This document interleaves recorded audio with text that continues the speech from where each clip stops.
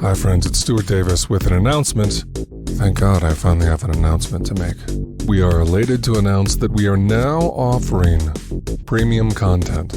It's called Plus, and there's a link in the show notes to subscribe. It's just $4.99 a month, and your support means we get to keep making this podcast, which we really want to do. Who am we? Just a profusion of perspectives masquerading as a discrete identity. Our new Aliens and Artists schedule will be alternating weeks. 1 week a free episode, the next week the premium bonus content of Plus. What happens on Plus? Oh, you've seen Eyes Wide Shut, right? Plus is Ears Wide Shut. You can subscribe to Plus by just clicking the link in the show notes of this episode. And here's a taste of what Plus members will be getting this week. Premium in-depth bonus material with New York Times best-selling author Leslie Kean.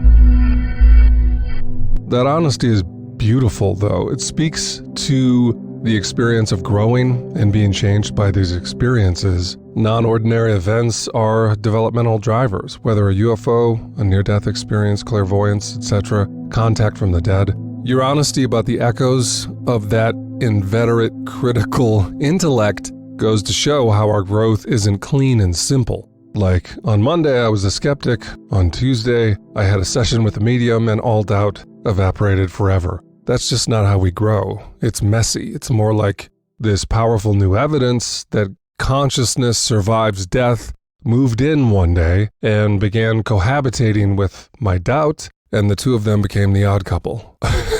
Exactly. And I'm sure that happens with UFO experiencers as well. You're like, could that really have happened? Wait a minute. Could I have fantasized it? Or just all these questions and these doubts come up. I agree with you. It's part of the journey. It's part of the process. Although some people don't really have that. I think some people are just flipped, like Jeff talks about. They flip and there's no going back and there's no doubts anymore. But I think with me, I've definitely been flipped, but it's been a gradual process with, as you say, complicated, messy, questioning, analytical, but you're always moving forward and you're always getting more and more acceptance as you go forward.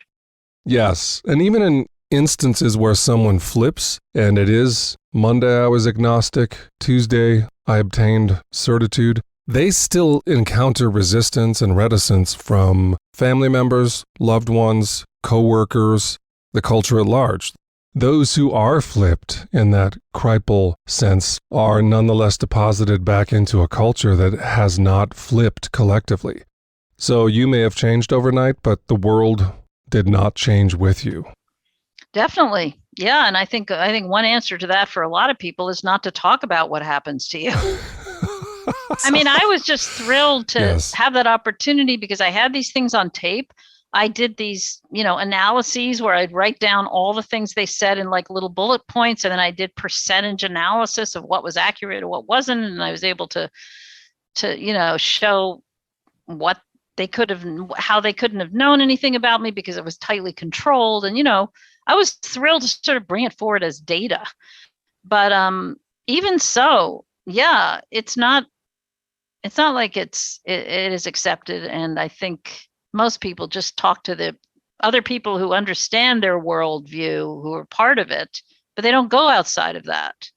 And so what I've always been inspired to do, I guess that's what's really is my deepest inspiration, is being able to find a way to take this information into the larger world and impact people outside of the world of people who are already know about this. That's been my goal from day one with UFOs.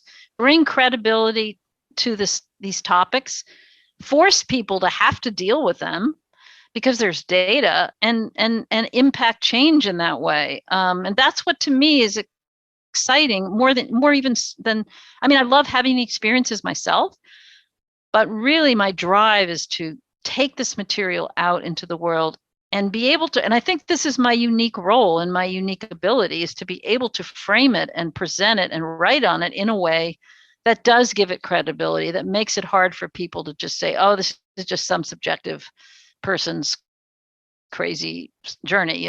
I know how to present it in a way that I think is convincing.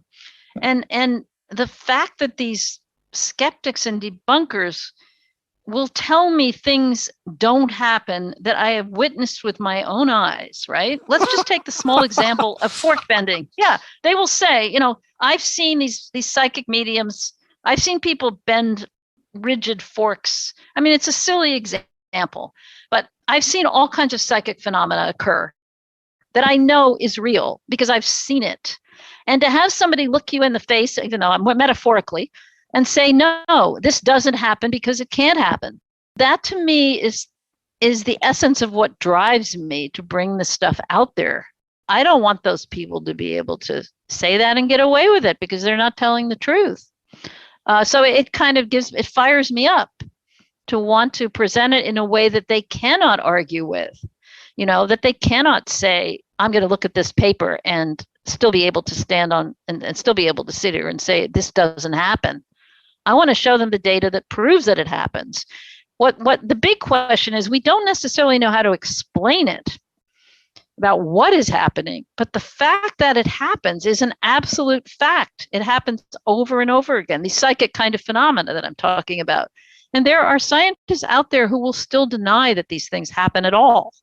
And that to me is shocking, and it motivates me to want to put it in their faces, and say, try to tell me how you'd explain this, and they wouldn't be able to if they were willing to take the time to look at what I'm presenting to them. Anyway, it gets me going to want to confront that kind of ignorance and blindness out there.